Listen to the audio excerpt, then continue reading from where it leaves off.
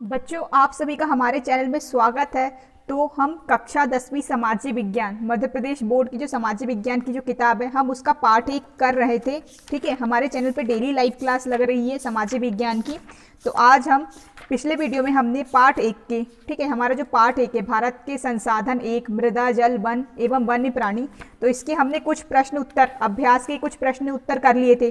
ठीक है, page number 15 पर रह जाइए, आप लोग अपनी बुक का पेज नंबर 15 खोल लीजिए। ठीक है, और उसके हमने वस्तुनिष्ठ प्रश्न, रिक्त स्थानों की पूर्ति, ये सभी चीज़ हमने कर ली थी। ठीक है, सही जोड़ी भी कर ली थी और हमने अति लघुत्तरीय प्रश्न भी कर लिए थे। ठीक है, तो आज हम करेंगे लघुत्तरीय प्रश्न। ठीक है, लघुत्तरीय प्रश्न हम पार्ट 1 के, इसके लिए आप अपनी बुक का पेज नंबर 16 खोल लीजिए और जो मैं पढ़ा रही हूँ आपको उसे पढ़ते चले जाना है और यहीं पे आपको याद कर लेना है वही प्रश्न उत्तर को। ठीक है, हम बहुत ही इंपॉर्टेंट प्रश्न उत्तर करेंगे। देखिए, मैंने अपनी बुक में सन लिख कर रखे हैं कि कौन कौन से जो प्रश्न है वो किस किस साल में आए हैं।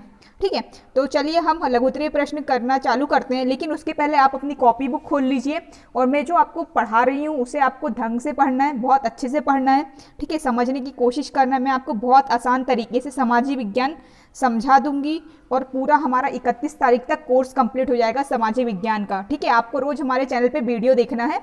ठीक है, वीडियो को कमेंट करना है और लाइक करना है। ठीक है, तो चलिए हमारा जो पहला प्रश्न है लघुत्तरीय प्रश्न, हमने अति लघुत्तरीय प्रश्न कर लिए थे पिछले वीडियो में। ठीक है, कल के वीडियो में। तो आज हम करेंगे लघुत्तरीय प्रश्न। ठीक है, तो हमारा जो पहला लघुत्तरीय प्रश्न है, मृदा परिच्छेदिका से क्या तात्पर्य है, स्पष्ट कीजिए। ठीक है, ये प्रश्न बहुत इंपॉर्टेंट है।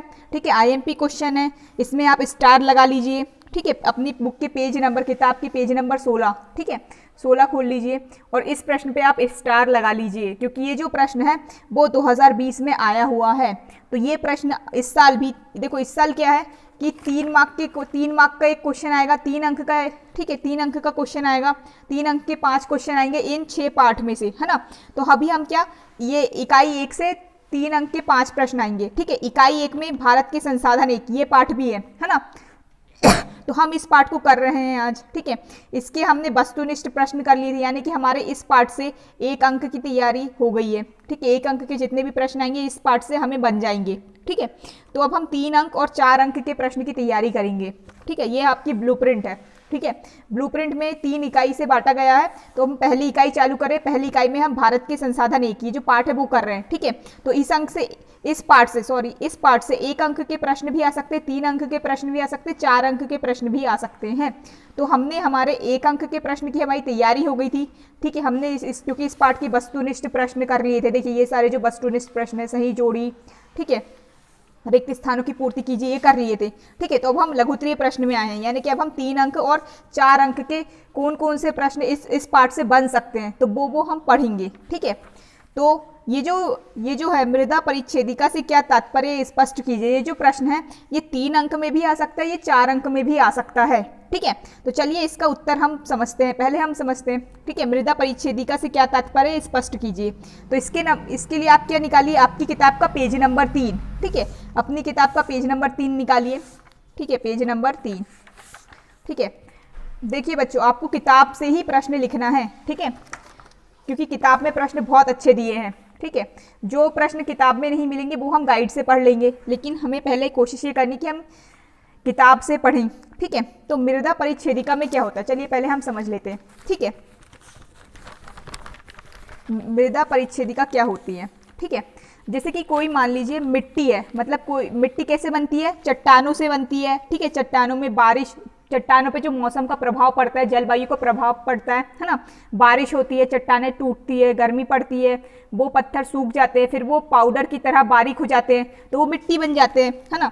तो जो मिट्टी जो रहती है ना, उसको हम क्या बोलते हैं, पूर्ण विकसित मिट्टी बोलते हैं। मतलब कि जो चट्टान पूरी तरीके से मिट्टी बन गई है, कंकड़ नहीं है, रेता नहीं है, मिट्टी बन चुकी है। ठीक है, यानी कि मृदा बन चुकी है। तो जो पूर्ण विकसित मृदा रहती है, ठीक है, उसमें हम क्या करते हैं, जैसे कि कोई मैदान है ना, यहाँ पे ऊपर जो मृदा है, ये मान लीजिए ये मृदा है ना, काली काली ये मृदा है, तो ये पूर्ण विकसित मृदा है ना। तो हम क्या करेंगे, इसमें हम एक भाग लेंगे। ठीक है, इस मैदान में इसको लंबा हम काटेंगे। ठीक है, मान लीजिए ये जो है इतना भाग हमने मृदा वाला जो मैदान है उसका काट के निकाला। ठीक है, अब जो हमने निकाला, इतना भाग हमने काट के निकाला। ठीक है, तो होगा क्या, ऊपर जो तो रहेगी मिट्टी रहेगी, ठीक है।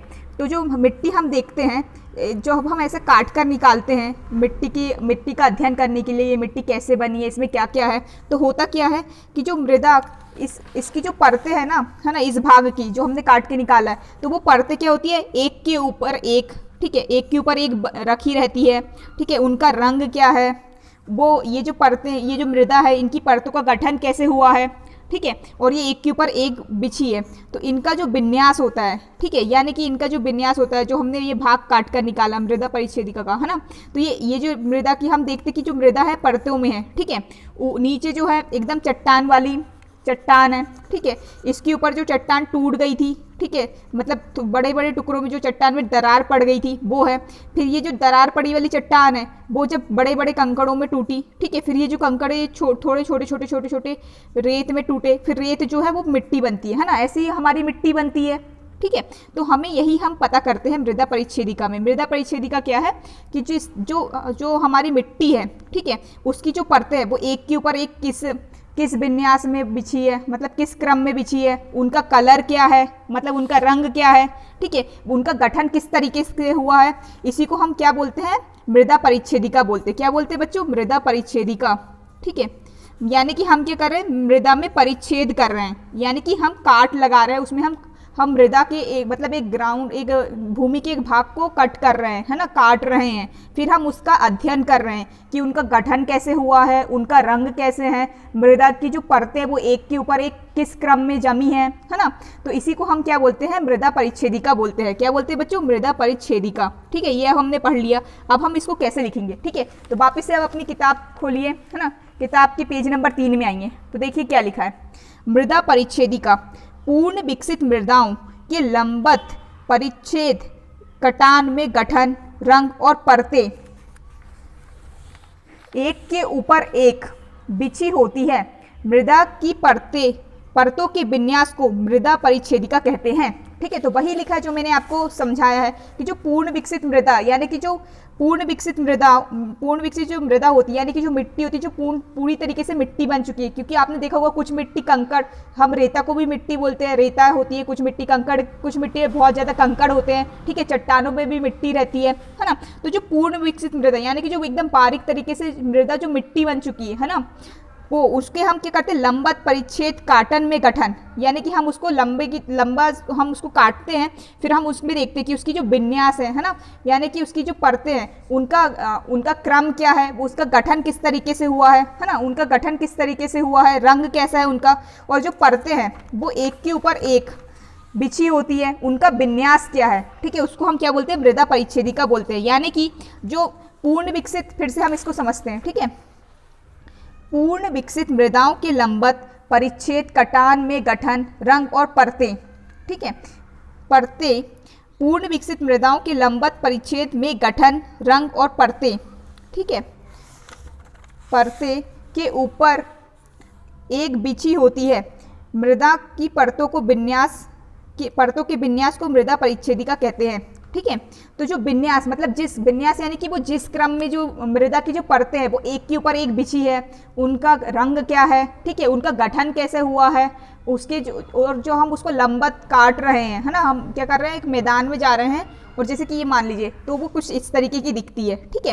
तो ऊपर देखिए, ऊपरी परत को हम क्या बोलते हैं, ह्यूमस, ठीक है, ऊपरी जो रहती है वो मृदा जो रहती है, ठीक है, उसमें क्या पाया जाता है, ह्यूमस पाया जाता है। दूसरी जो परत रहती है, ठीक है, उसको हम उप मृदा बोलते हैं, ठीक है। तीसरी परत को हम क्या बोलते हैं, अपक्षित शैल बोलते हैं, और चौथी जो रहती है आधार शैल। होता क्या है, ये जो आधार शैल है ना, इससे पहले अपक्षित शैल बनती है, ठीक है, शैल यानी कि चट्टान, है ना, ये आधार शैल होती है, ठीक है, यानी कि एक चट्टान होती है, उससे क्या होती है, अपक्षित शैल बनती है, यानी कि अपक्षित चट्टान बनती है, यानी कि जो चट्टान रहती है वो बहुत ज़्यादा मजबूत रहती है। तो मौसम के प्रभाव के कारण क्या होता है कि चट्टान में दरार आने लग जाती है, तो उसको हम अपक्षित शैल बोलते हैं, है ना।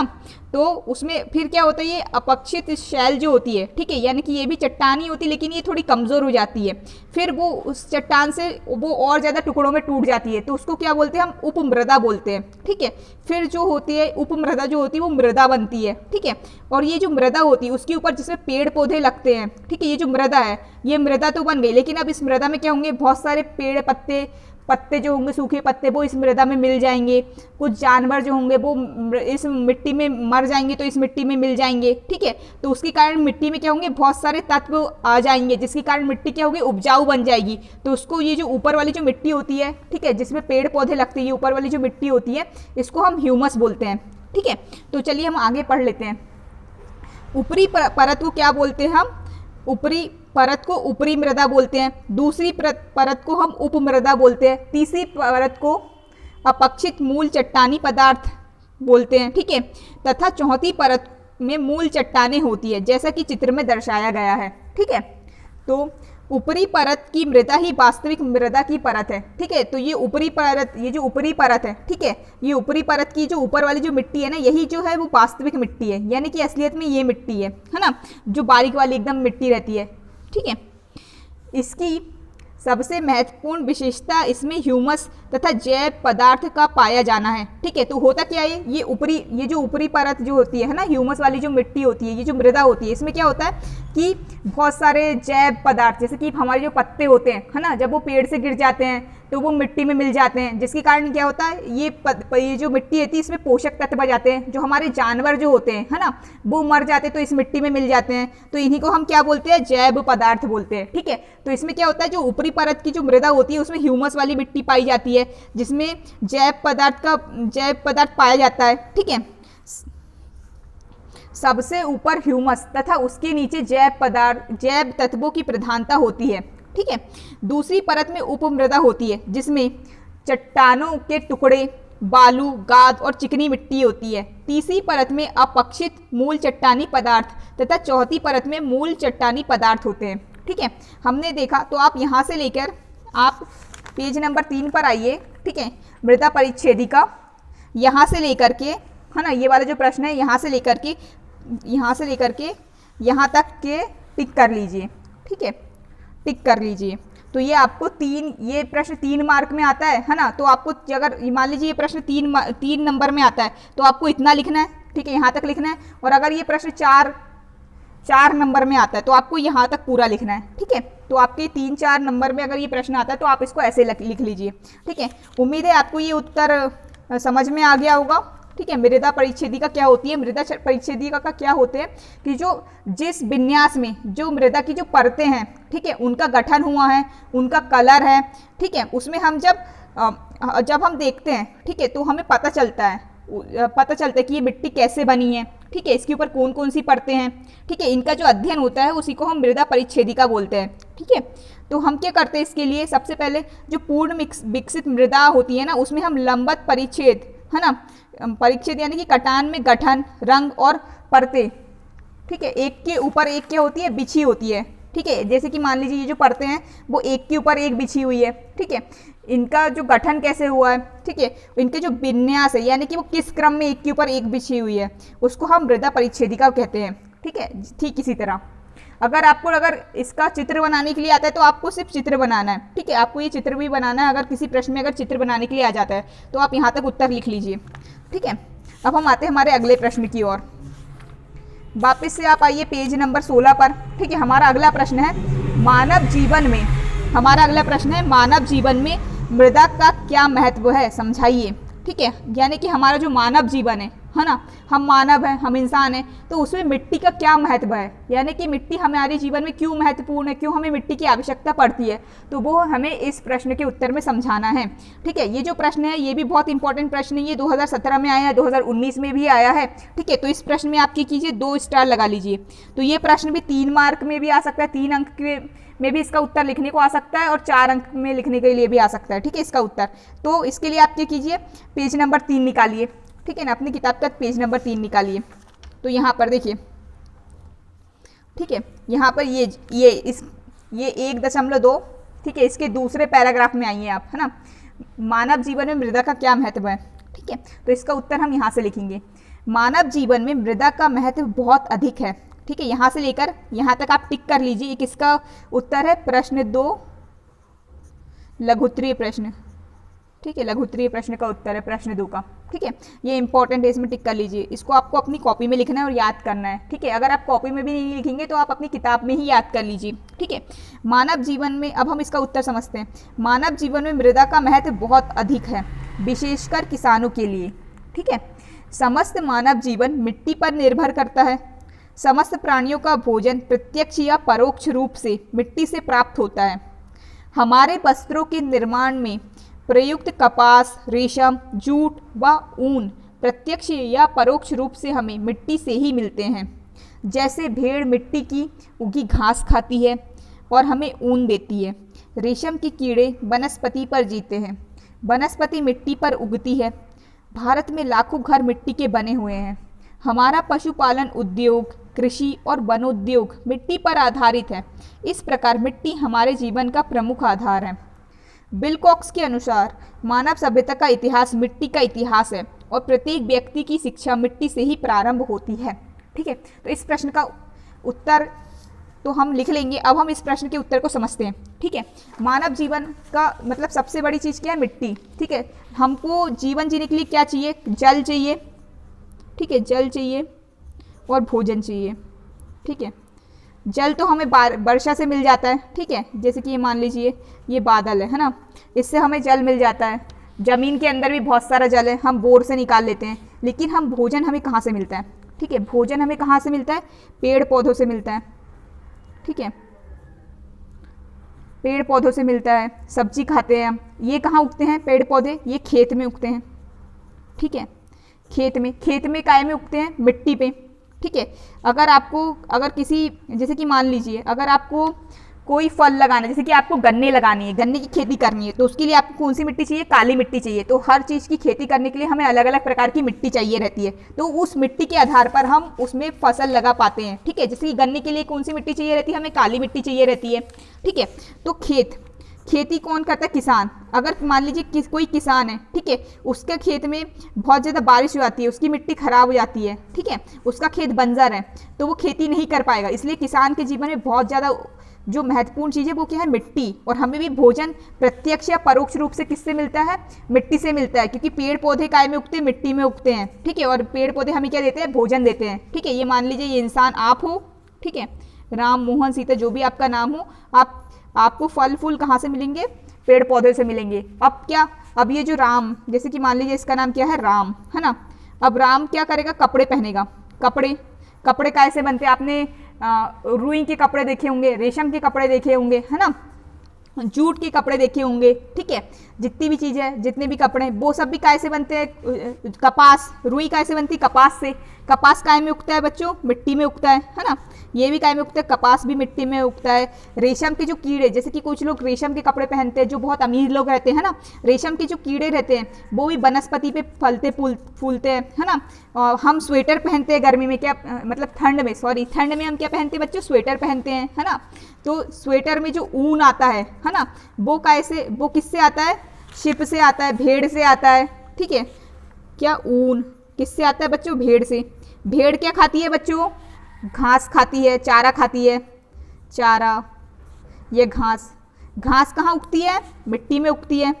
ठीक है, और जो भारत में है, बहुत सारे आपने देखे होंगे गाँव में, है ना, आप लोग गाँव में रहते होंगे, बहुत सारे बच्चे शहर में रहते होंगे। तो बहुत सारे जो घर होते हैं वो काय के बने होते हैं? मिट्टी से बने होते हैं। ठीक है, गाँव में लोगों के पास सीमेंट तो होती नहीं, तो जो घर होते हैं, है ना, हमारे जो घर होते हैं वो कैसे बने होते हैं? मिट्टी से बने होते हैं। ठीक है, तो यही मिट्टी की बहुत ज़्यादा हमारे जीवन में आवश्यकता है। ठीक है, प्रत्यक्ष रूप से या परोक्ष रूप से, या तो सीधे तौर पे हमें मिट्टी से काम आ जाता है, जैसे कि हम मिट्टी से घर बनाते हैं। ये क्या हो गया? ये प्रत्यक्ष उपयोग हो गया मिट्टी का। ठीक है, हमने घर बनाया प्रत्यक्ष, यानी कि हमने सीधे मिट्टी का प्रयोग कर लिया। और परोक्ष रूप से क्या होगा? परोक्ष, जैसे कि हम सीधे तौर पे ना करके उसे हम मतलब किसी और माध्यम से, जो कि मिट्टी की चीज़ है, उसका उपयोग करते हैं। जैसे कि मान लीजिए हमें खाना चाहिए, हम भोजन किससे लेंगे? प्रत्यक्ष रूप से हमें पेड़ से भोजन लेंगे, लेकिन पेड़ जो किस में उगेंगे? मिट्टी पे उगेंगे। तो ये हमारा जो इंसान को जो भोजन मिल रहा है वो परोक्ष रूप से किससे मिल रहा है? मिट्टी से मिल रहा है। ठीक है। तो आपको प्रत्यक्ष और परोक्ष भी समझ में आ गया होगा। और हमारे जो बहुत सारे उद्योग हैं, है ना, हमारे जो बहुत सारे हमारी जो मतलब फैक्ट्री वगैरह है वो भी मिट्टी के कारण ही चलती है, क्योंकि बहुत सारे लोग जैसे कि मान लीजिए सोफ़ा बनाने का काम करते हैं, हम सोफ़ा खरीदते हैं, है ना, सोफ़ा कैसे बनते हैं, लकड़ी से बनते हैं। लकड़ी कहाँ पे उगती है, जंगल में उगती है, वनस्पति में उगती है, ठीक है। तो ये हमारे मिट्टी के प्रत्यक्ष और परोक्ष रूप से हम मतलब मिट्टी से हमको फ़ायदा मिलता है। तो आपको समझ में आ गया होगा। तो चलिए अब हम इसका उत्तर लिखते हैं, थोड़ा सा हम जूम कर लेते हैं, ठीक है। मानव जीवन में मृदा का महत्व बहुत अधिक है, ठीक है, हमने देख लिया बहुत अधिक है, विशेषकर किसानों के लिए, क्योंकि किसान जो होते हैं वो खेत में खेती करते हैं, उसके लिए मिट्टी अच्छी गुणवत्ता में होना बहुत आवश्यक है, ठीक है। समस्त मानव जीवन मिट्टी पर निर्भर करता है, क्योंकि हमें खाना जो है वो परोक्ष रूप से किससे मिलता है, मिट्टी से ही मिलता है। इसलिए हमारा जो इतना भी मानव जीवन है, हमें कपड़े जो होते हैं वो भी हमें मिट्टी से ही मिलते हैं, ठीक है। वो सब भी मिट्टी पर निर्भर करता है, मानव का जो संपूर्ण जीवन है। समस्त प्राणियों का भोजन प्रत्यक्ष या परोक्ष रूप से मिट्टी से प्राप्त होता है, ठीक है, प्रत्यक्ष रूप से या परोक्ष रूप से मिट्टी से प्राप्त होता है। हमारे वस्त्रों के निर्माण में प्रयुक्त कपास, रेशम, जूट व ऊन प्रत्यक्ष या परोक्ष रूप से हमें मिट्टी से ही मिलते हैं, ठीक है। जैसे कि भेड़ मिट्टी पर उगी घास खाती है और हमें ऊन देती है, फिर हम उस ऊन से क्या करते हैं, कपड़े बनाते हैं। रेशम के कीड़े वनस्पति पर जीते हैं और वनस्पति मिट्टी पर उगती है, ठीक है। रेशम के जो कीड़े होते हैं, ठीक है, रेशम जो होता है वो कीड़ों से बनता होगा, आप सबने सुना तो होगा, ठीक है। लेकिन जो रेशम के जो कीड़े होते हैं वो वनस्पति मिट्टी पर निर्भर करते हैं, यानी कि जो जंगल होते हैं उस पर निर्भर करते हैं। और जो वनस्पति होता है, ठीक है, वो कहाँ उगता है, वो भी मिट्टी पर उगता है। भारत में लाखों घर मिट्टी के बने हुए हैं, ठीक है। हमारा जो भारत देश है उसे बहुत सारी हमारी जो जनसंख्या, हमारे जो प्यारे भाई बहन है भारत देश के, है ना, वो गांव में रहते हैं। और मतलब गांव में रहते हैं, वहाँ पे सीमेंट तो होता नहीं, तो क्या करते हैं वो लोग, मिट्टी के घर बनाते हैं। हमारा पशुपालन उद्योग, कृषि और वनोद्योग मिट्टी पर आधारित है, ठीक है। हमारा जो पशुपालन यानी कि जो लोग पशु पालते हैं, ठीक है, पशुपालन का काम करते हैं, पशु पालने का काम करते हैं, जैसे कि तो वो क्या करते हैं, उनके जो पशु रहते हैं वो घास खाते हैं, चारा खाते हैं। तो वो घास और चारा कहाँ में उगता है बच्चों, मिट्टी पे उगता है, ठीक है। हमारा जो कृषि उद्योग है वो भी मिट्टी पे डिपेंड करता है ना। हमारा जो वन उद्योग है, ठीक है, वो भी मिट्टी पे आधारित है, यानी कि जैसे कि जो फर्नीचर बनाने का काम हो गया, सोफा बनाने का काम हो गया, जो लोग टेबल कुर्सी बनाते हैं वो सब भी लकड़ी से बनता है, ठीक है। तो वो सब भी काय पे उगता है, जंगल में उगता है, और जंगल में काय में मिट्टी पे डिपेंड करता है। तो इस प्रकार मिट्टी हमारे जीवन का मुख्य आधार है, ठीक है। बिल कॉक्स के अनुसार मानव सभ्यता का इतिहास मिट्टी का इतिहास है, ठीक है। बिल कॉक्स ये कोई महान लेखक रहे होंगे, तो आपको ये लिख कर आना है, ठीक है। बिल कॉक्स के अनुसार मानव सभ्यता का इतिहास मिट्टी का इतिहास है, और प्रत्येक व्यक्ति की शिक्षा मिट्टी से ही प्रारंभ होती है, ठीक है। मानव जीवन का जो मानव सभ्यता का जो इतिहास है वो मिट्टी का इतिहास है, और प्रत्येक व्यक्ति की जो शिक्षा होती है वो मिट्टी से ही प्रारंभ होती है, यानी कि मिट्टी से ही शुरू होती है। किसके अनुसार, ये किसने कहा है बच्चों, बिल कॉक्स ने कहा है। तो आपको ये जो बिल कॉक्स ने कहा है ना, अगर आप ऐसी लाइन लिख कर आते हो, इसको देखो 2 कोमा के अंदर लिख कर आना है ना। अगर आप ऐसी चीज़ लिख कर आते हो तो जो एग्जामिनर रहता है ना, चेक करने वाला, वो बिल्कुल खुश हो जाता है और अच्छे नंबर देता है, ठीक है। अब हम आते हैं हमारे अगले प्रश्न पर। तो ये प्रश्न हमने समझ लिया। अब हम आते हैं हमारे अगले प्रश्न पे, प्रश्न नंबर 3, ठीक है। लाल मिट्टी, ठीक है, लाल मिट्टी एवं लैटराइट मिट्टी में अंतर स्पष्ट कीजिए, ठीक है। हमें बताना है जो लाल मिट्टी होती है और जो लैटराइट मिट्टी होती है उनमें अंतर हमें बताना है, ठीक है। तो इसका ये जो प्रश्न है ये उतना इंपॉर्टेंट नहीं है, क्योंकि ये आज तक एक भी बार नहीं आया है, ठीक है। तो अगर आपको अच्छा लगे तो आप इस प्रश्न को याद कर लेना।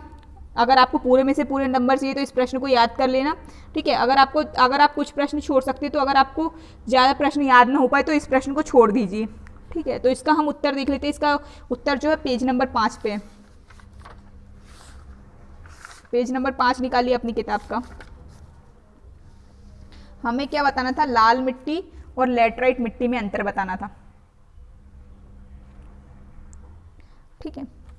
तो इसमें क्या होता है, पहले हम देखेंगे लाल मिट्टी, ठीक है। ये है लाल मिट्टी और ये इसके नीचे है लैटराइट मिट्टी, ठीक है। तो हमें इन दोनों मिट्टी में अंतर लिखना है।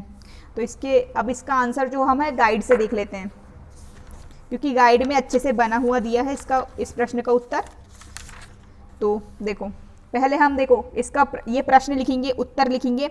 हम लिखेंगे लाल मिट्टी एवं लेटराइट मिट्टी में अंतर निम्नलिखित है, इतना हमें उत्तर में लिखना है। फिर हमको 2 कॉलम बनाना है, ठीक है। एक साइड हमें लिखना है लाल मिट्टी और दूसरी तरफ हमें लिखना है लेटराइट मिट्टी, ठीक है। फिर हम लिखेंगे लाल मिट्टी क्या होती है। लाल मिट्टी, पहला पॉइंट हम लिखेंगे, यह मिट्टी शुष्क और तर जलवायु में प्राचीन रबेदार और परिवर्तित चट्टानों की टूट फूट से बनती है, ठीक है।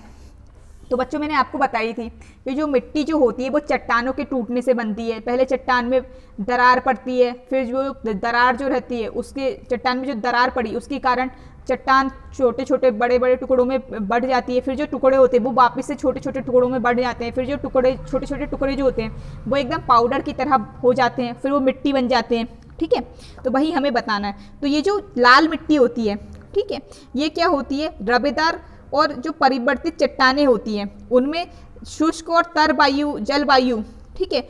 शुष्क और तर जलवायु, शुष्क यानी कि सूखी और तर यानी कि गीली जलवायु, ठीक है। जो गीला मौसम होता है, सूखा और गीला मौसम जो होता है उसके कारण जो रबेदार और जो परिवर्तित चट्टानें होती है उनमें जो टूट फूट होती है उसके कारण जो मिट्टी बनती है उसको क्या बोलते हैं हम, लाल मिट्टी, ठीक है। रबेदार और परिवर्तित चट्टान क्या, ये चट्टानों के प्रकार है। 3 प्रकार की चट्टानें होती है, उनमें से 2 प्रकार कौन कौन से, रबेदार और परिवर्तित चट्टानें, ठीक है। तो जो प्राचीन रबेदार और परिवर्तित चट्टानें जो होती है उसमें क्या होता है, गीले मौसम और जो सूखे मौसम के कारण जो चट्टानें टूट फूट जाती है, ठीक है, उसके कारण चट्टानों में जो दरार पड़ती है उससे जो मिट्टी बनती है उसे हम कौन सी मिट्टी बोलते हैं, लाल मिट्टी बोलते हैं, ठीक है। अब हम देखते हैं लैटराइट मिट्टी। इस मिट्टी का निर्माण ऐसे भागों में हुआ है जहां शुष्क व तर मौसम बारी बारी से होता है। यह लैटराइट चट्टानों की टूट फूट से बनती है, ठीक है। तो लैटराइट मिट्टी इसके नाम से स्पष्ट है, ये किससे बनती है, लैटराइट चट्टानों की टूट फूट से बनती है।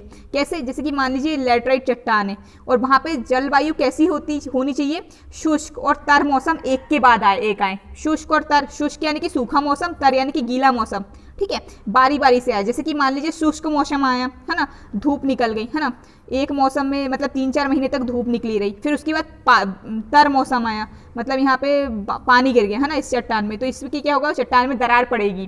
तो शुष्क और तर मौसम क्या आना चाहिए, बारी बारी से आना चाहिए। और जो लैटराइट चट्टान है उसके कारण क्या होना चाहिए, लैटराइट चट्टान में जो दरार पड़ती है शुष्क और तर मौसम की बारी बारी से आने में, उसके कारण जो मिट्टी बनती है उसे हम कौन सी मिट्टी बोलते हैं, लैटराइट मिट्टी बोलते हैं, ठीक है। पहले फिर से हम देख लेते हैं लाल मिट्टी क्या होती है।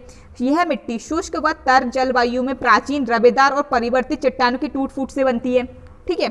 इसमें कौन कौन सी चट्टानें होती है, रबेदार और परिवर्तित चट्टान, है ना। इसकी शुष्क और तर मौसम के कारण इन चट्टानों में जो दरार पड़ती है, टूट फूट होती है, उससे कौन सी मिट्टी बनती है, लाल मिट्टी बनती है। और वहीं लेटराइट मिट्टी क्या, किस लिए कैसे बनती है, जो लेटराइट चट्टानें होती हैं, ठीक है, उसमें क्या होता है, टूट फूट होती है, किसके कारण, शुष्क और तर मौसम के बारी बारी से आने के कारण, ठीक है। उसे क्या हम बोलते हैं, लेटराइट मिट्टी। तो आप ये 2 पॉइंट लिख लीजिए, ठीक है।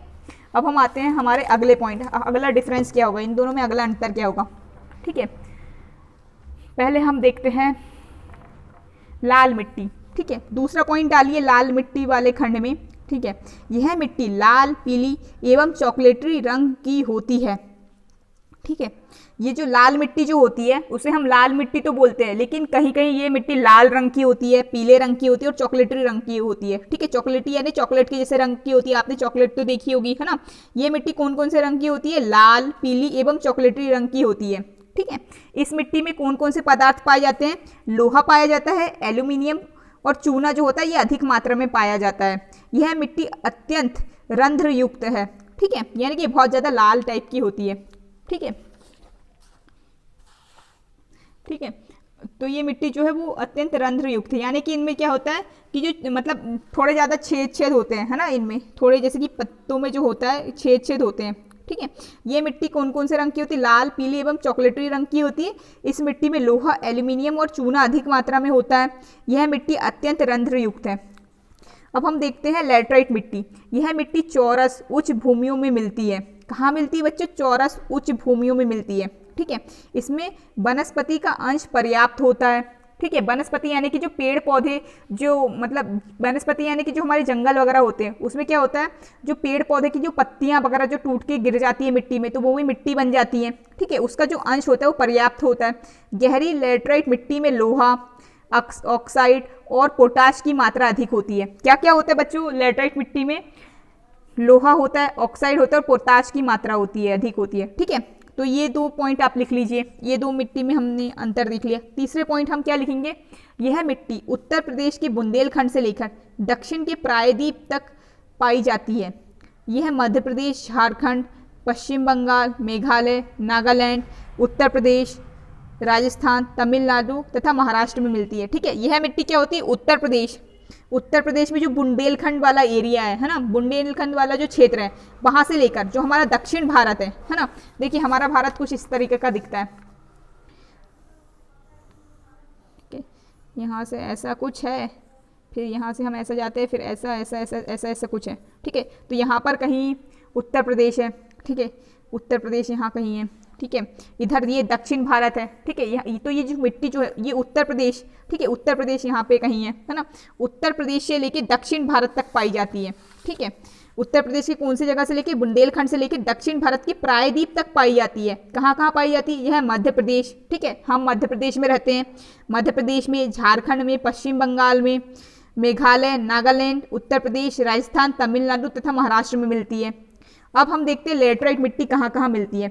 यह तमिलनाडु के पहाड़ी भागों और निचले क्षेत्रों, कर्नाटक के कुर्ग जिले, केरल राज्य के चौड़े समुद्री तट, महाराष्ट्र के रत्नागिरी जिले, पश्चिम बंगाल के बेसाइट और ग्रेनाइट पहाड़ियों के बीच तथा उड़ीसा के पठार के ऊपरी भागों में मिलती है।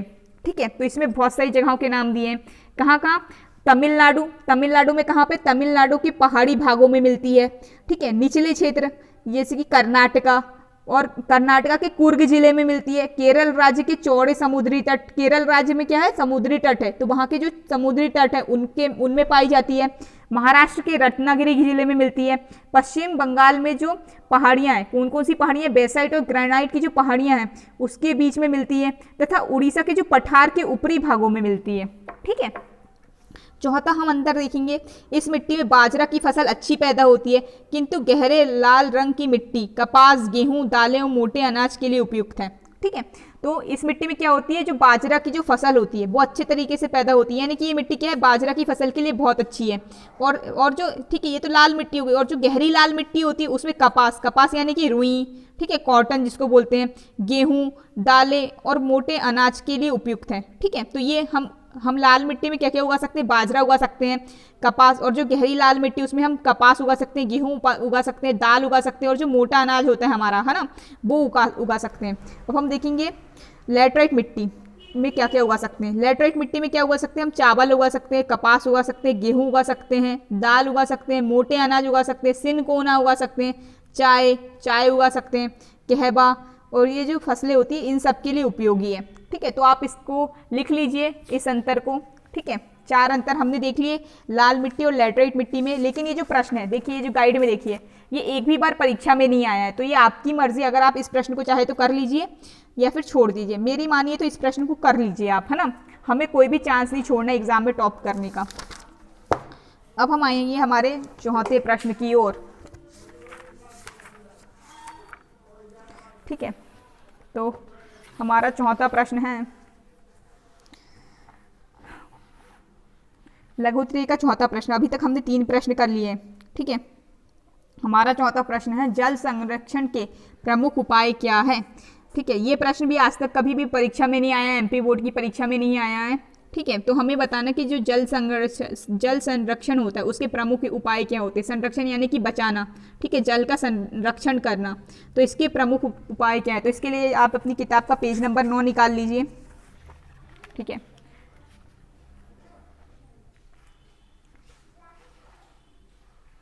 पेज नंबर 9 निकाल लीजिए। ठीक है, ये देखिए आपकी किताब का ये जो पेज नंबर 9 है।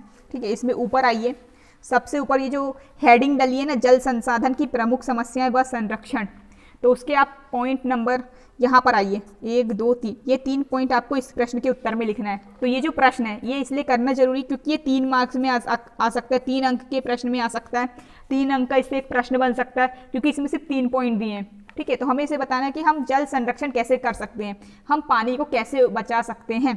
ठीक है, तो सबसे पहले हम क्या करेंगे, हमारा पहला पॉइंट है वर्षा जल संग्रहण तथा इसके अपवाह को रोकना। ठीक है, हमारे देश में क्या होता है, हमारे देश में क्या होता है, बारिश तो बहुत अच्छी होती है, लेकिन हम जो वर्षा का जो जल होता है हम उसका संग्रहण नहीं कर पाते, और क्या होता है जो वर्षा का जो जल होता है वो पूरा बह जाता है। तो हमें मतलब ऐसे उपाय करने पड़ेंगे जिससे हम जो वर्षा का जो जल आता है, बारिश का जो पानी आता है, हम उसका हम संग्रहण करके रख सकें, यानी उसको हम इकट्ठा करके रख सकें और उसके हम अपवाह को रोक सकें।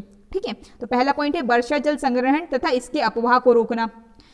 दूसरा है छोटे बड़े सभी नदी जल संग्रहण क्षेत्रों का वैज्ञानिक प्रबंध करना।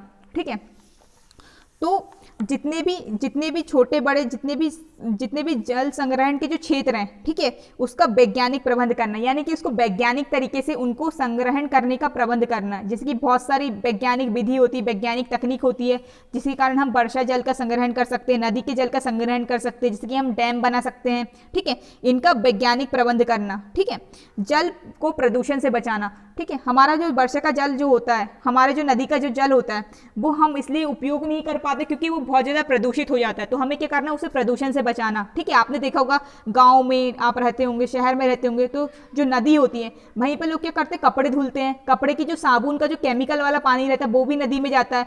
वहीं जो जानवर रहते हैं, ठीक है, वहीं उस जल को पीते हैं, फिर वो जो जल होता है वो पाइपलाइन के थ्रू हमारे घर में आता है। तो हमें क्या करना है, इसको क्या बोलते हैं, जल का प्रदूषण होता है। जो जल होता है वो पीने के योग्य नहीं रह जाता, लोग नदी में नहाते हैं, ठीक है, कपड़े धुलते हैं, तो इससे क्या होता है, जल का प्रदूषण हो जाता है, जल प्रदूषण हो जाता है। तो हमें क्या करना है, जल को प्रदूषण से बचाना है। पहला है वर्षा जल का संग्रहण करना तथा इसके अपवाह को रोकना। ठीक है, वर्षा का से जो जल होता है, बारिश का जो पानी होता है, उसका संग्रहण करना और उसको बहने से रोकना है। छोटे बड़े सभी नदी जल संग्रहण क्षेत्रों का वैज्ञानिक प्रबंध करना।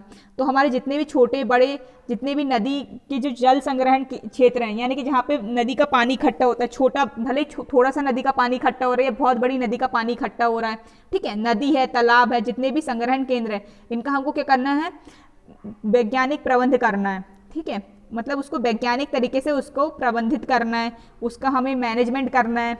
ठीक है, जल को प्रदूषण से बचाना। तो ये हमारा इस प्रश्न का उत्तर हो गया। ठीक है, अब हम आते हैं हमारे अगले प्रश्न पे। ठीक है, आप इसके लिए पेज नंबर वापस से 16 निकाल लीजिए। हम 5वां प्रश्न करेंगे, वर्षा जल का संग्रहण क्यों जरूरी है। हमें ये बताना कि अभी तो हमने देखा कि हम जल का संरक्षण कैसे करेंगे। ठीक है, संरक्षण के प्रमुख उपाय क्या हैं, अब हमें ये बोला गया है।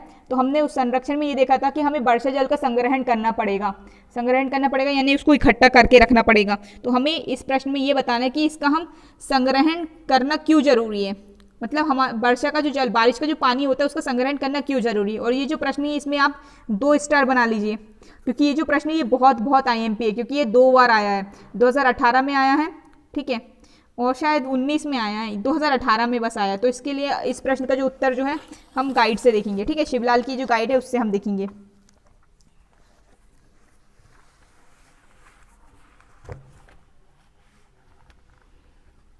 वर्षा जल का संग्रहण क्यों जरूरी है, इसका उत्तर हम लिखेंगे। ठीक है, अभी हमने देखा कि हम वर्षा जल का संग्रहण क्यों कर रहे हैं, क्योंकि देखो हमने देखा था कि हमें मनुष्य को जीवन जीने के लिए 2 चीज़ों की बहुत आवश्यकता है, एक तो है जल और दूसरा है भोजन। ठीक है, और जल भी शुद्ध होना चाहिए। अगर हम प्रदूषित पानी पिएंगे तो हम बीमार पड़ जाएंगे। और आजकल क्या होता है, जल का बहुत ज़्यादा प्रदूषण होता है, जल प्रदूषण बहुत ज़्यादा बढ़ गया है। ठीक है, वर्षा जल संग्रहण का आशय है कि वर्षा के जल का उसी स्थान पर प्रयोग किया जाए जहां वह भूमि पर गिरता है। ठीक है, वर्षा जल का मतलब क्या है कि हमें वर्षा जल जो होता है हमें उसका उसी स्थान पर उपयोग करना है। ठीक है, जब वो भूमि पे गिरता है तभी हमें उसे उपयोग में ले आना है। तो इसको हम बोलेंगे वर्षा जल का संग्रहण।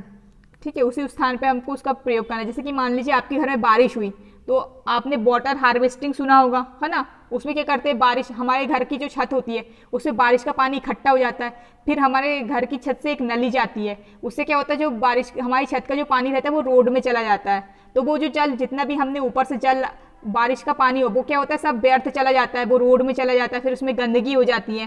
तो इसके लिए हमें कुछ क्या करना पड़ेगा, इस जो वर्षा जल, जैसे कि मान लीजिए आपके घर में वर्षा हुई, है ना, आपके शहर में वर्षा हुई, आपकी छत में पानी गिर गया, तो आपकी छत में पानी गिरा तो उसका उसी समय उपयोग करना या फिर उसी समय उसको संग्रहण करके रखना। इसकी वाटर हार्वेस्टिंग में क्या होता है, हम क्या करते हैं, हमारे घर की छत में जो पानी इकट्ठा होता है उसके लिए हम क्या करते हैं, हम हमारे आंगन में एक बहुत बड़ा गड्ढा खोद देते हैं, एक टैंक बना लेते हैं और उसमें हम जल का संग्रहण करते जाते हैं। ठीक है, तो हमें उसी स्थान पर प्रयोग किया जाए पानी का जहां पर वह भूमि पर गिरता है। वर्षा जल संग्रहण का आशय है कि वर्षा के जल का उसी स्थान पर प्रयोग किया जाए जहां यह भूमि पर गिरता है। ठीक है, मतलब जैसे कि मान लीजिए आपके घर पे अगर पानी गिर रहा है, आपकी घर की छत पे अगर पानी गिर रहा है, तो आपको उसी समय उस पानी का उपयोग करना है। ठीक है, जल का प्रथम स्रोत वर्षा ही है। जल का जो प्रथम स्रोत है वो वर्षा ही है। ठीक है, ज़्यादातर पानी जो होता है हमें बारिश से मिलता है। पानी के अन्य विभिन्न स्रोत जैसे कि कुओं, नल, कूपों, तालाबों, झरनों का मुख्य आधार वर्षा ही है। तो हम जितने भी स्रोत से पानी लेते हैं, ठीक है, जहाँ से भी हमको पानी मिलता है, जैसे कि हम जमीन के अंदर से पानी निकालते हैं, हम नदी से पानी लेते हैं, हम कुआं खोद के पानी लाते हैं, इन सब में भी पानी कहाँ से आता है? बारिश से ही आता है। इसलिए इन सब का भी जो मुख्य आधार है वर्षा ही है। ठीक है, इसके हमें वर्षा जल संग्रहण करने के जो लाभ है वो निम्नलिखित है। ठीक है, पहला, इसे साफ करके स्थानीय लोगों की जल उपयोग की आवश्यकता को पूरा किया जा सकता है। ठीक है, अगर हम मान लीजिए वर्षा का जो जल है हम उसे इकट्ठा कर लेते हैं, ठीक है, तो उसको हम क्या कर सकते हैं? साफ कर देंगे हम उस पानी को, और जो वहाँ के आसपास के जो लोग होंगे उनकी जो आवश्यकता की पूर्ति के लिए हम उस पानी का उपयोग किया जा सकता है, हम उस पानी का उपयोग कर सकते हैं। ठीक है, इसे वर्षा के कम होने या ना होने के समय खेत की सिंचाई करने के लिए भी उपयोग में लाया जा सकता है। ठीक है, अगर मान लीजिए किसी साल बारिश नहीं हुई तो हमारे पास जो संग्रहित जल रहेगा, जो हम जल को इकट्ठा करके रखेंगे, हम उसे खेतों में सिंचाई करने के लिए इस्तेमाल कर सकते हैं। ठीक है, इस ढंग से जल संग्रहण के परिणाम स्वरूप आसपास के भागों में बाढ़ की स्थिति भी नहीं रहती। ठीक है, अगर बाढ़ कब आती है? जब बहुत ज़्यादा पानी गिर जाता है। ठीक है, और वो पानी जो होता है वो निकल नहीं पाता नदी नालों के थ्रू, है ना, नदी नालों से निकल नहीं पाता, शहरों में जगह ही नहीं रहती। तो इससे क्या करेंगे? अगर हम जो बारिश हो रही है अगर हम उसको संग्रहित कर लेंगे तो बाढ़ भी नहीं आएगी, वो पानी रोड में नहीं जाएगा तो बाढ़ भी नहीं आएगी। इस जल का एक लाभ यह भी होता है कि धरातल के नीचे पानी का स्तर ऊंचा रहता है, जिसे कुओं और ट्यूबवेलों द्वारा बाहर निकालकर प्रयोग में लाया जा सकता है। ठीक है, अगर हम वर्षा जल का अगर हम संग्रहण कर लेंगे तो हमारा जो धरातल मतलब हमारी जो जमीन के नीचे जो जल होता है, जो कि हम ट्यूबवेल से निकालते हैं, तो उसका स्तर भी बना रहेगा। ठीक है, तो हुआ क्या? हम वर्षा का पानी इस्तेमाल करेंगे और जो ट्यूबवेल और जो मतलब हम बोर करके जो पानी निकालते हैं हम वो नहीं निकालेंगे, तो उससे जो क्या होगा? जमीन के नीचे जो पानी का जो स्तर होगा वो बना रहेगा। ठीक है, तो आज हमने बच्चों 5 प्रश्न कर लिए हैं, तो कल के वीडियो में हम प्रश्न नंबर 6 से पढ़ेंगे। ठीक है, वनों का संरक्षण करना क्यों आवश्यक है। तो आज के इस वीडियो लेक्चर में इतना ही। आप हमारे वीडियो को कमेंट कीजिए, लाइक कीजिए, हमारे वीडियो में कमेंट कीजिए और हमें बताइए कि आपको ये वीडियो कैसा लगा। अगर आपको कोई चीज़ समझ नहीं आती है तो आप वीडियो के नीचे कमेंट में जाके कमेंट कर दीजिए, और जो लाइव चैट चलती रहती है उसमें आप रिप्लाई कीजिए। ठीक है, मैं आपको आंसर ज़रूर दूंगी। आपके जो भी डाउट होंगे वो सब हम एक क्लास लेंगे डाउट की, जिसमें सारे बच्चों के डाउट क्लियर किए जाएंगे। ये आपको कोई प्रश्न समझ में नहीं आया होगा तो उस प्रश्न को भी हम उस डाउट क्लास में समझाएंगे। तो ये जो डाउट क्लास होगी वो हफ्ते में 1 बार होगी। तो आपको कोई भी डाउट हो, ठीक है, तो आप कमेंट करके बता दीजिए। ठीक है बच्चों, बाय।